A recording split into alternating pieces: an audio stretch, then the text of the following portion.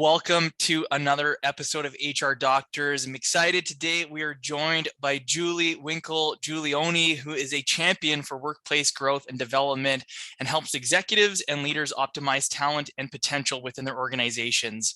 She's one of Inc. magazine's top 100 speakers. She's the author of her most recent book that has brought us together here today, which is titled Promotions Are So Yesterday: Redefine Career Development, Help Employees Thrive.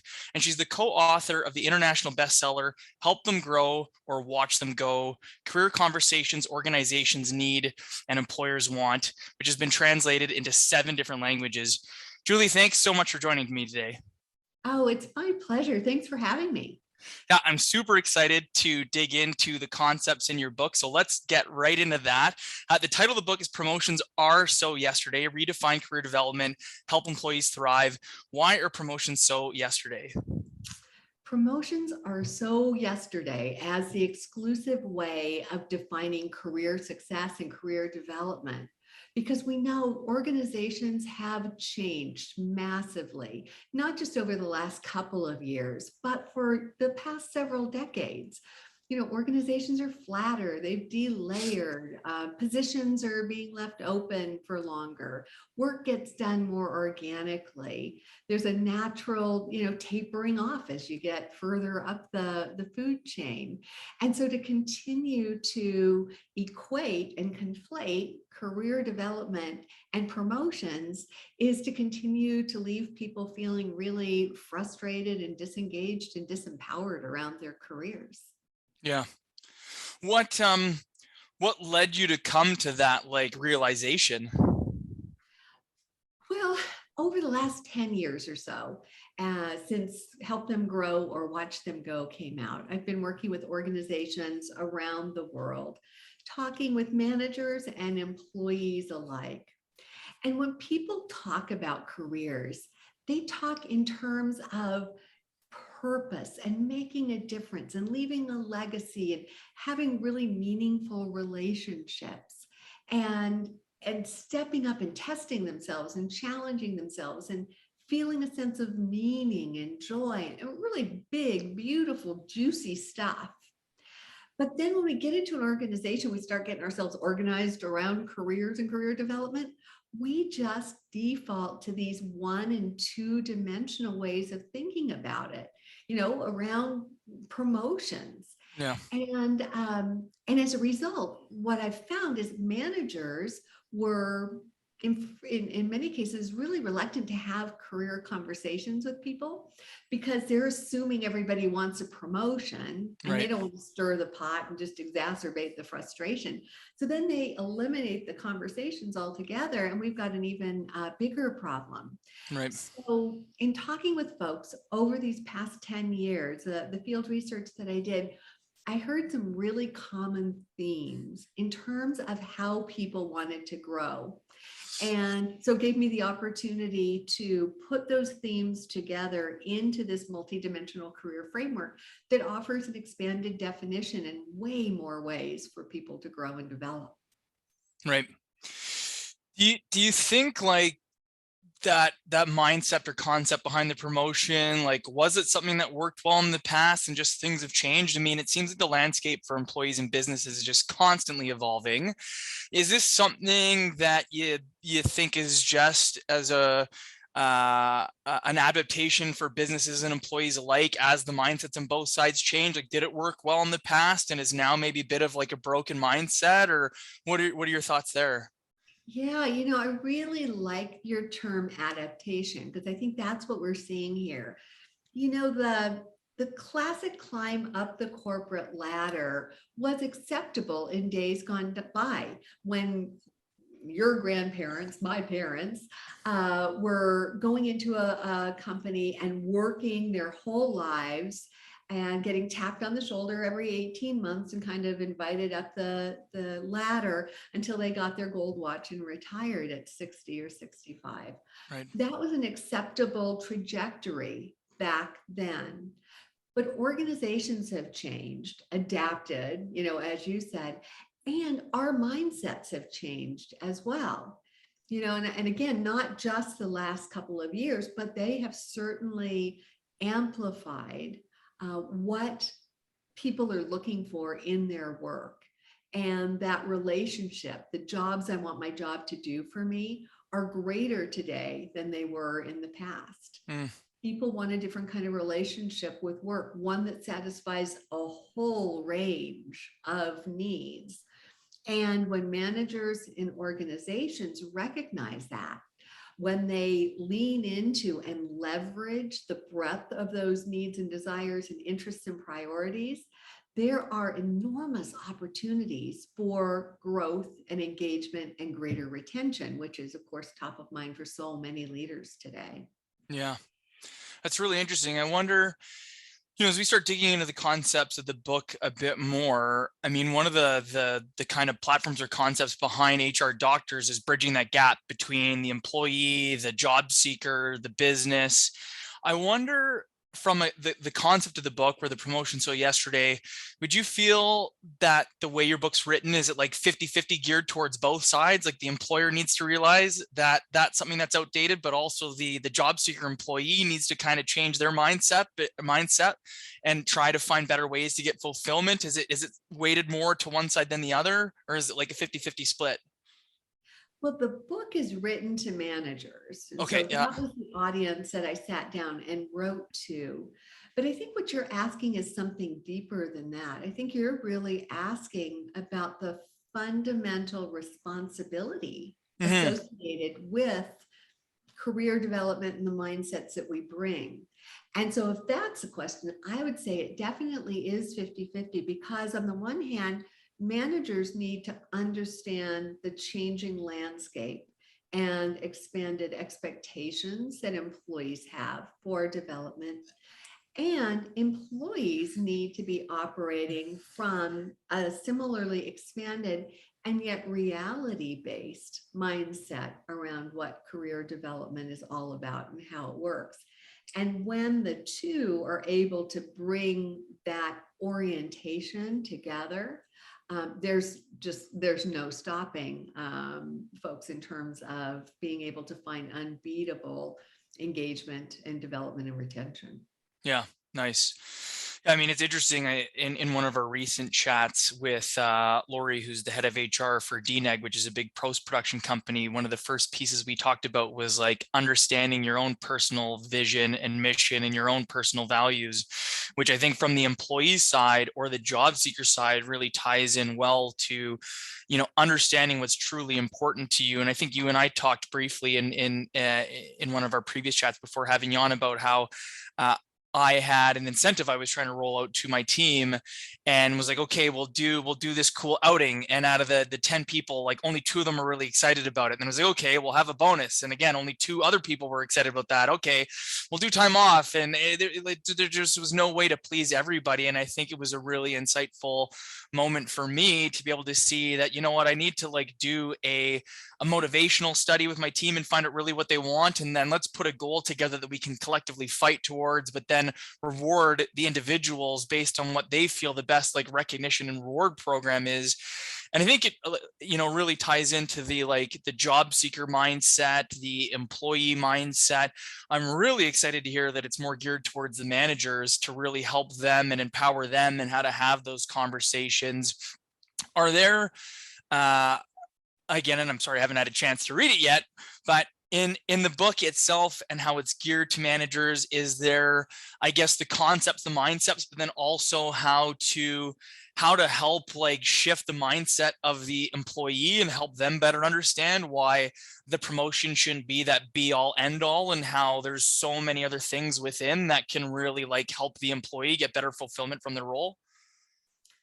Yes, and there's a lot to unpack there. Okay, let's go back a couple Plant of. flags, plant flags. That's exactly right. Yeah. And keep me honest, don't let me off the hook. Yeah. So, first of all, what I really would love to spend a moment on is what you were saying that was so powerful in terms of one size doesn't fit all when Mm, it comes to motivation, engagement, or development.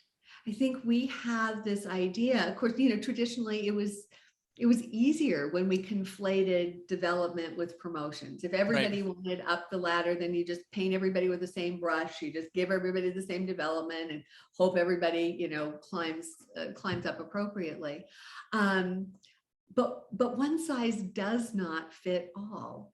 And so as a leader, you do need to be able to step back and understand the complexion of your team and what's motivating and interesting and important to everyone at any given time, and know that that's going to change over time. And so the Right. relationship that managers and employees have, that open, candid communication, is really the lifeblood of that understanding in any effort for development, because I'm increasingly talking about development being a bespoke experience. It is developed, created, encapsulated for an audience of one, that Right. one employee. And so that was the first thing, one size doesn't fit all. And for leaders, it's a double-edged sword, because it means staying abreast of what's going on with your folks. But at the same time, it gives you so much greater range in terms of what you can bring to the relationship to elevate that level of engagement and satisfaction. Right. So that was one thing. Then you're asking about, sort of, and again, it sort of goes back to, how do we shift the mindsets and the hearts of both managers and employees?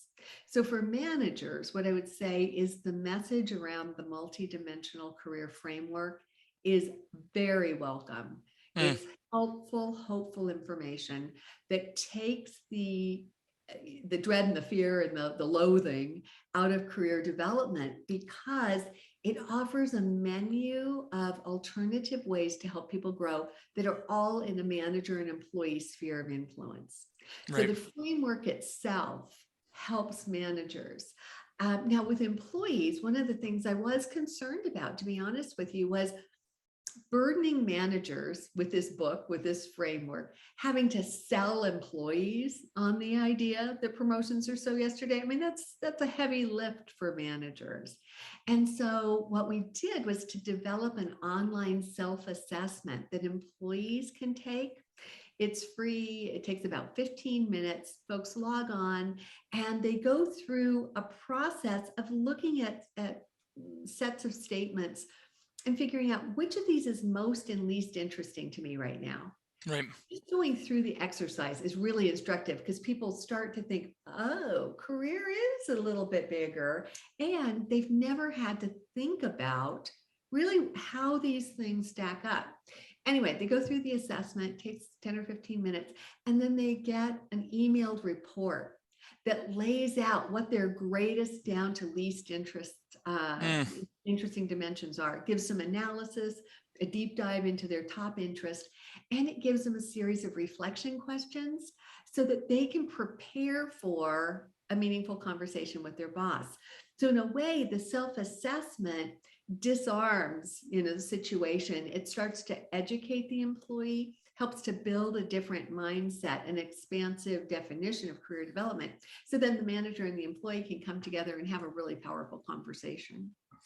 Yeah, and even in hearing you and after asking the question, I kind of even questioned myself and almost came to the conclusion while listening to you that this is already something that the employee wants and is in seek of, and it's not about selling them on. There's all these different areas. It's about more so empowering or helping the new manager, the existing manager who's maybe done it the same way or reading the old books or whatever it may be, understand that there's more ways to engage your team, to identify their areas of strength, to reward them. I guess all those different aspects. And so, yeah, I can see it not necessarily being a requirement of how to get your employees on board and more. Now you're going to start speaking the language that they want to talk. You totally nailed it. The only tweak that I would say is these are all things they want, but maybe they haven't had the language for. So what a manager needs to do is put that new vocabulary out there.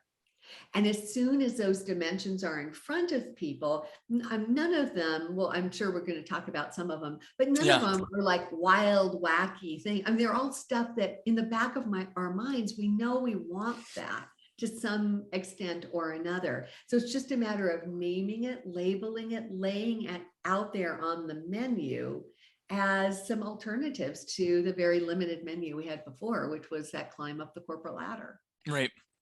Yeah, and I think that's a great segue. We'll lead into those in just a sec, but I know we also talked about in one of our previous chats about the risks or the challenges that are associated with defining careers and development exclusively by promotions and those positions. And can you elaborate more on that? Yeah, it creates a mathematical impossibility. I mean, we Right. cannot offer enough promotions for everybody who wants to grow and develop. So if we're going to hold that kind of an exclusive, limiting definition of what career development is, we're going to leave a lot of people behind Right. uh, without the development that both they want and, frankly, the organization needs as well. Right. And I think it ties into an interesting piece on the employer side for us as a recruitment company. We've got a specialized recruiting group that does targeted headhunting and reach out to people who aren't actively applying. And we always say there's like three different kind of mindsets or types of people. There's person A who's really happy, would never look at anything.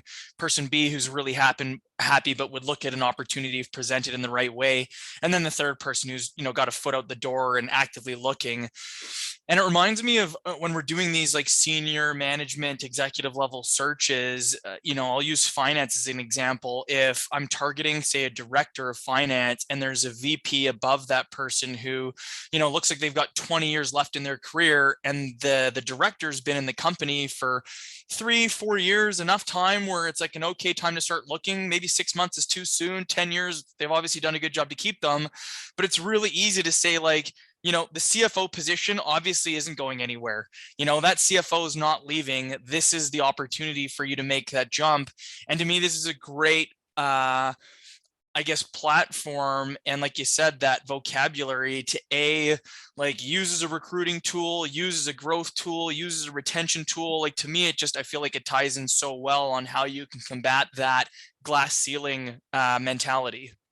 Absolutely. Yeah. Because when there is someone who's going to be in a role for a long time, it would be easy to become discouraged Right. and want to look elsewhere if there wasn't a clear commitment to that person's development. If there weren't alternate ways that I could expand my contribution or challenge myself or become more visible or find more meaning, I am going to be one of those people who will answer your call, which Yeah. I know you need those people. So Yeah. I'm not trying to get in the way of that.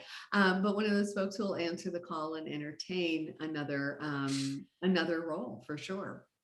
Yeah, and even to speak to that, I mean, sometimes we talk to people who aren't actively looking to change and have a great relationship with the management team and have a lot of these things in place and know that the succession planning isn't there. And it's already been discussed. When the right opportunity comes along, it's met with gratitude from all parties of like, okay, great, you're going to make that move. We don't have the ability to offer you anything more, but we are going to maybe hit on a bunch of these points, versus the company where these are all significant blind spots and they lose somebody great when they maybe didn't have to. And I think, again, going into like today's employees mindset, these things are all super important to at least be aware of, to be able to discuss. And again, I think it's a really great segue. You've defined a number of these like characteristics or categories. So what are some of those like alternative ways to think about career development and just careers in general? Yeah. So our classic traditional limiting definition of career development was that climb up the corporate ladder. Right. And that's not going anywhere. I mean, the title of the book is Promotions Are So Yesterday, but let's face it, they're today, they're going to be tomorrow, they're part of the landscape. And there are times in all of our careers when that is the appropriate way to grow. Mm-hmm. The problem is those are few and far between. And if we're hanging our hats on that exclusively, we're going to have a lot of time in between where we're not growing and dissatisfied and disengaged and whatnot. So some alternate dimensions that are, by contrast, completely within a manager and employee's control, that can take advantage of the here and now rather than waiting for some other position, include things like contribution, competence, connection, confidence, challenge, contentment, and choice. 7 other C's, if you will, in addition to that C of climbing the corporate ladder. Right. And again, what distinguishes it is those other C's are something that managers and employees can act on anytime, anywhere. Right. How did you, I guess, are there other, I guess, aspects outside, or do you feel of all the different areas you can kind of find a way to tie them into each of those aspects? And how did you ultimately land on that 7 or that 8? So it was really the result of the 10 years or so of working with organizations, leaders, employees around the world, and really being able to hear between the words in some cases Mm, what the desire was or where the learning was most satisfying and alive for people. And over the course of those, hundreds, thousands of conversations, the patterns started to kind of fall into place, and these seeds bubbled up. To so far, I haven't found anything. No one's said, well, no, what I really want is something that doesn't find a home in one of those dimensions, but I'm really open to more, as long as they start with C. That's my only yeah. request. Yeah. Yeah, it's interesting. I've recently on my LinkedIn feed been connecting with more and more people through the HR Doctors Webcast who are on the job seeker side, helping people find jobs, whether it's executives, career coaches, and then people like yourself and other professionals who focus more on the business side itself. But one of the things I continuously see from those who are more on the job seeker coaching side or the transitional employee side is how easy it can be for an employee to get an increase by making a change externally versus that change internally. They talk about recruitment budgets versus increases and salary increases. And to me, the C for the employers that should be the big one that ties in all these pieces is compensation. Because ultimately, I think, the climb piece back in the day was I get the new title, I get the salary that goes along with it. I get the big bump. When you talk about I guess the contribution, how competent they are, the connection that they have, how confident they are, all these different aspects to me tie into ways where a business can recognize an employee's performance or their contribution to the business and tie that into how we compensate them versus I guess that's maybe part of that old mindset was just you get your 2, 3, 4% annual increases based on inflation. And, then you get the big raise every time you get a promotion. Yeah, and you hit the nail on the head there. That the other C is compensation, and I don't think we can take that off the table. I don't want to be a Pollyanna about this. The pay and the perks matter. Yeah. Folks expect a certain level of and need a certain level of compensation in order to live, um, and it's broken. It's a broken system. If I have to leave my current employer to get the kind of pop that I'm looking for, Mm, and then come back and get another one. I mean, that's not in anyone's best interest. And I'm not a compensation expert. I don't play one on TV.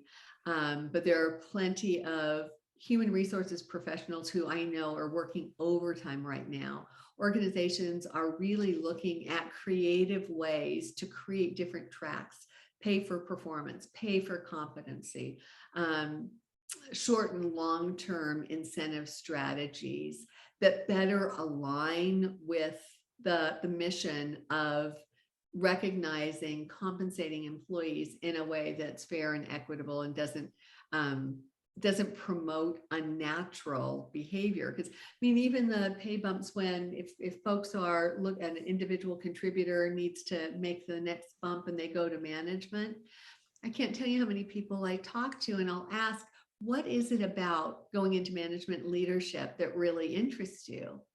And it's deer in the headlights. They don't right. know. Yeah. It's the money and just kind of the conditioning that I'm moving up the ladder. Yeah. In some cases, they don't even like people. They don't want to manage, folks. And so we have to, in organizations, we've got to get smarter about how we're incentivizing behavior through those dollars. Right. Yeah, I mean, it's the typical like sales team implosion of taking your top sales guy and making or gal and promoting that person to being the manager. And then just chaos ensues because they're not a people leader. They were just a great salesperson. And yet not understanding why that works in, say, like an accounting role or an operations role. It's, well, they had like operational excellence in those positions and now are able to let that funnel down, but different in like a sales specific type role. So yeah, very interesting. What But I don't but I know if would this, say sorry. I would say that applies in a lot of disciplines, Yeah, that an exceptional performer doesn't necessarily have the skill set required to lead and manage. totally. And unfortunately, like in the example that you just gave with the sales manager, that sales manager probably is making less as a sales Hmm. manager than he or she did as a salesperson. And if they leave, they're not going to leave to take a sales role in your organization. Right, You're going to lose good talent to the competitor. right. So that is clearly not in anyone's best interest. Yeah. Now, I don't know if this is a really tough one to answer. I don't think it's one we discussed ahead of time, but being that the book is geared more towards managers, like, is there kind of like, I don't want to say like a snapshot, but you know, once someone's understood how this works, how would they then kind of roll this out, implement it? What's like the action step that comes next in terms of how to better utilize this in your organization? Well, maybe I can answer that in two different ways. One is, if you're a manager who wants to do this, how do you operationalize it? Right. I would invite folks to take the free self-assessment, invite them to have a conversation with me and share, to the extent that they're comfortable, what their dimensions of greatest interest are. And then I would quick open the book to the chapter related to that interest. Yeah. And all you have to do is stay one chapter ahead of your team. Yeah. And the book is actually laid out. It probably should have been called a workbook, because each of the chapters in the book or most of the chapters in the book are dedicated to these different dimensions, a little bit of background, but for the most part, it is templates, tools, strategies, questions to ask, worksheets to use. So it really becomes a workbook where you could sit down with the employee and say, okay, let's say confidence is what you are really interested in, and that's how we want to focus your growth and development. Let's just open to the chapter and look at it. And Right. oh, here's a worksheet. Let's do that together. So it becomes a really collaborative, collegial sort of experience. At the organization level, and I'm working with so many organizations right now for which this really resonates, they're accomplishing it in a couple of different ways. Love the assessment. So they put their folks through the assessment, and we're able to, in those implementations, then run for the organization a report that lets them know where the interest lies in their organization. Is it contribution, which is typically number one in our global research?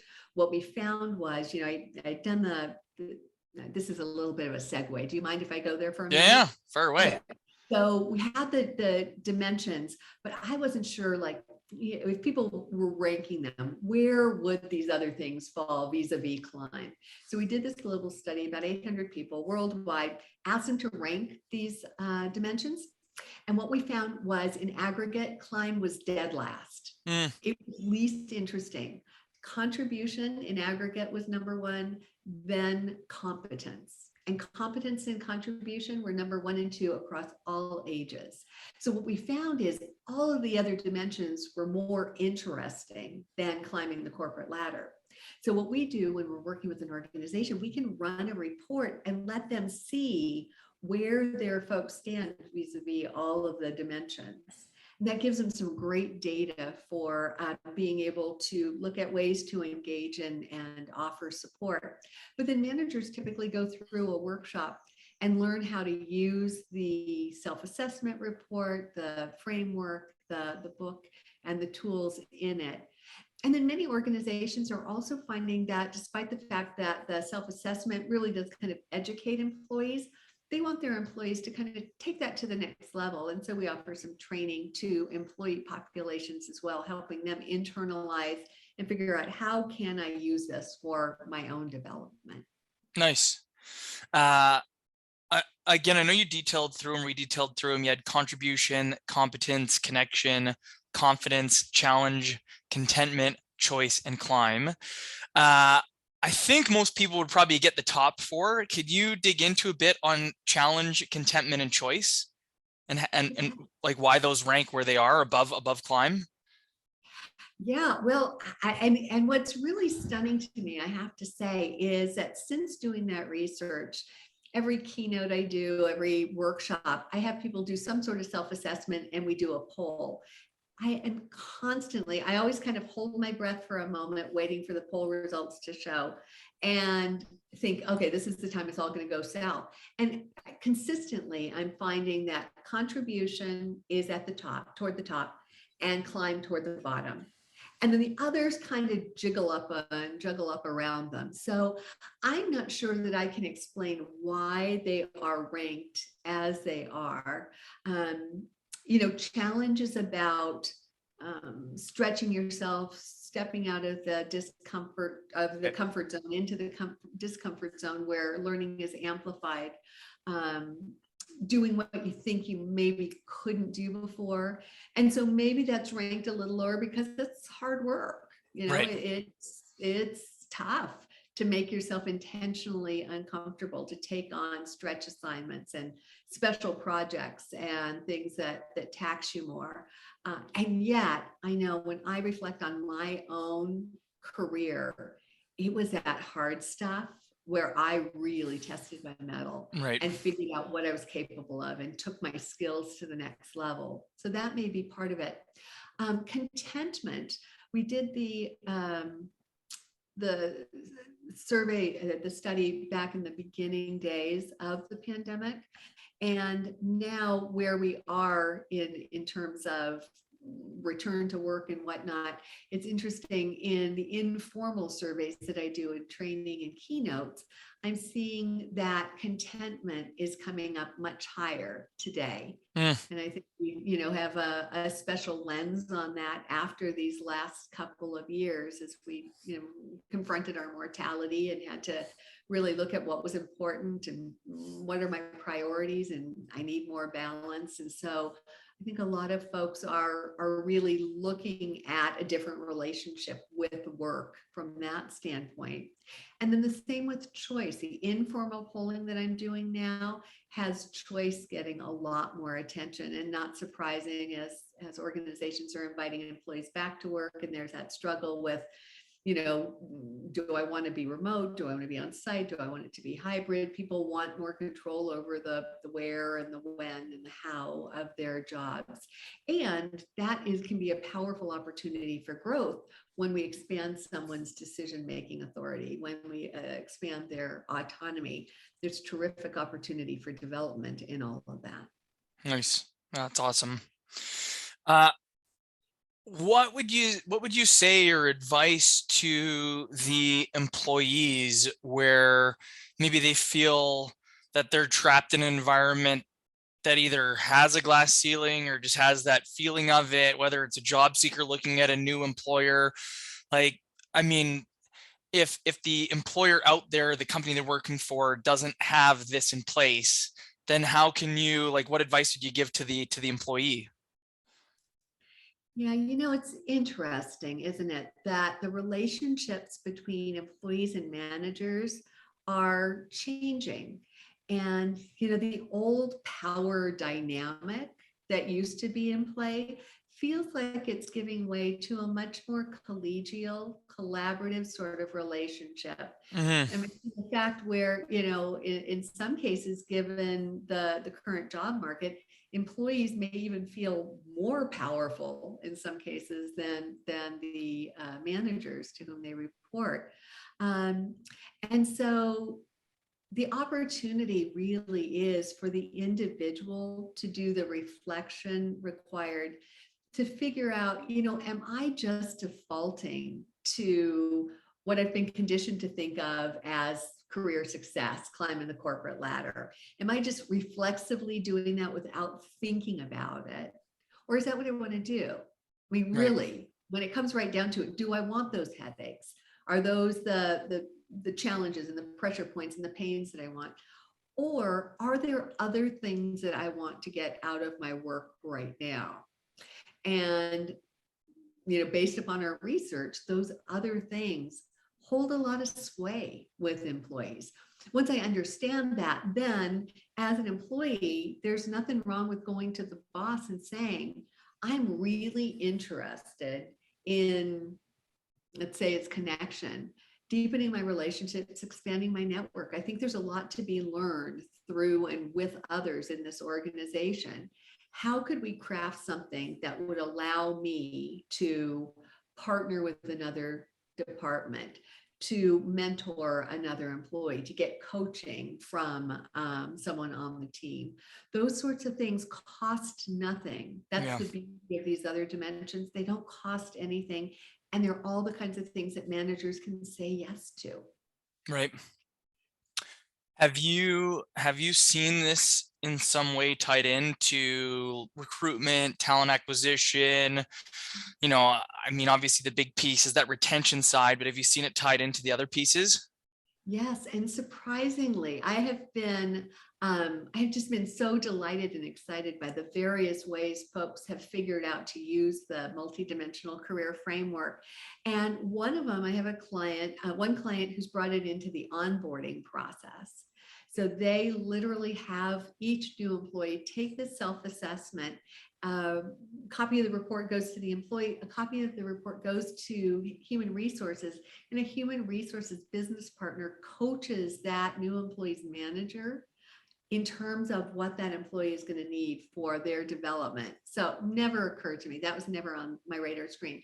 Another organization has moved it even further upstream because they've implemented the framework within their organization. They start talking about it during selection interviews. Mm-hmm. Positioning in our organization, here's how we think about career development. Sure, there are opportunities to climb, but let's get real. The organization operates like this, fewer as you go up. Yeah. But we're not bailing on development just because of that. We've got all of these other ways that you could grow throughout the course of your career. And when you dip into each of these, when you start leveraging the different dimensions, that's when we really do create multidimensional careers. Right. One of my favorite kind of tie-ins for businesses on the areas they can control is what I call like the 3 pillars to successful hire. And the first one ties into all the things that the employer has control over. So that's your vision, your mission, your culture, your onboarding, your performance management, your development, all these different pieces that all tie into the overall, success or failure of the business. And then on the front end, you've got your recruitment strategy, your talent acquisition, and how you bring those people in. And then we're ultimately, we've got that third pillar, which is the intangible of the individual, of the employee. And ultimately, we've spent time through this HR Drs Webcast on personal values and personal, vision and mission. And I think understanding these motivators, and to me, they tie so well, even further, that when we're going through a discovery process with a client that's looking for us to hire, and we're looking at the range of a position, say there's a position that ranges from $50,000 to $70,000 a year, we'll go, okay, well, what's the 70,000 look like? What are they contributing? What competencies do they need to have? What challenges do they need to be able to solve? How autonomous do they need to be in their role to do that? And if we're looking at the 50,000 person or someone in between, which of those pieces aren't as critical? And even for my company, when we hire people, if we hire somebody who's at the bottom end of that band, we lay out all the different pieces and characteristics they need, not necessarily to get promoted, but just if you're contributing, then that's worth an increase to your salary. If you can demonstrate the competencies, that's an increase. If you are able to demonstrate the confidence that you understand the process and can demonstrate that, if you can face challenge and that you are able to demonstrate that you can control the process and do it autonomously, we'll give those things to you. It's not just about the titles. So I really feel like it's a really important thing that ties into the whole process and can literally, it has to start internally. It has to start on the back end first, and really how you understand and define these things. But to me, it becomes such an impactful tool in your talent acquisition process of how you speak to people coming in and help them understand when we put these things in place, that we're dangling many realistic carrots that they can take bites out of instead of the old proverbial one that they never can. Yeah. And that's, kind of almost a different axis then that you're working off of, with the philosophy that growth is ongoing. It's Yeah. not episodic. It's not you're here and then you grow and you move to another position. You are growing every day with opportunities in all sorts of different ways to contribute more, to do more, to learn, to grow. Yeah. And I think those who are really self-motivated, when they see those paths, will do it, and those will be even more impactful employees. And there's lots of people that are happy getting to a certain level and don't necessarily want it. And again, it then helps you as an employer understand, okay, you don't want that promotion, you don't want to go to the next level, but how do we make sure you're fulfilled? It's by identifying some of these key areas and then making sure that we continue to expose them to you, or to make sure that you're getting that fulfillment through the exposure to those areas. Exactly. Yeah. Exactly. Well said. You mentioned some of the tools that you have of the multidimensional career development framework. Do you have them? Did you mention for both the employer and the employee? The tools in the book are framed for use by the manager. Okay. And yet they're set up in a way that you could open, as if you're a manager with a book, you could open the book to a page and go through it with the employee. There's no, secret manager secrets built in there. So while it's anchored against a manager audience, it's all usable with the employee. Yeah, and you mentioned like people could go on your website and do an assessment. Was that kind of an original intro? Was that primarily for the managers as well? There, in the book itself, there's a paper-based version of the self-assessment. So that's there for managers, and they can use that with their employees. We found that the digital version forced greater differentiation among the different dimensions. Just the methodology that we used is able to, rather than having all the good things kind of clumped together and I want all that stuff, it forced people to say, no, this is just even a molecule more interesting than this. And so the self-assessment that's online is a little bit richer and goes into more detail. Nice. That's awesome. If people want to connect with you further, learn more, obviously we'll link anything that you like in the comment section below. But you mentioned you do speaking engagements, you consult with different businesses. Do you want to share a little bit just about how you help different organizations further, and what other areas you might be able to assist with if there's people out there that need some support? Oh, well, thank you. It's very kind of you to ask. Yeah, we work with organizations worldwide to help really optimize their one sustainable competitive advantage, which is people. Right. And relative to this particular body of work, we do a lot of consulting, I do speaking, and we have a really cool half-day workshop. Can be done virtually or in person. And it centers around a digital and online case study where managers who want to do this and need that next level of help can come together and really start processing this, working out the kinks, applying it to a case study, and figuring out how they can make this come to life in their own organization with their own folks. Nice. That's awesome. Is there, I guess, anything else within the book that we haven't touched on? Any other aspects or advice or tips or strategy? Any lasting kind of comments or shares for anybody watching? Probably just the fact that we are at a point in time when employees are looking for a different relationship with their work. And as leaders, if we understand that, and if we can expand our definition of what career development is to include these other dimensions that are completely in our control, that we can say yes to, that allow for growth in the here and now, we have the opportunity to capture the hearts and minds of employees and to elevate their engagement and satisfaction to the point where they'll stick around and be part of your solution going forward. So it's a pleasure to get to share some of these ideas with your listeners. Yeah, it's great. Well, I'm sure it will resonate with many of them. And again, I encourage anybody to grab a copy of your book and take a visit on the website and just see if there's some eye-opening moments they can have that'll help better engage with the team, better help prevent turnover, recruit, retain the whole piece. I think it ties in so well. So really appreciate you taking the time to share with us, and look forward to maybe having you on again in the future. I would love it. Thank you so much.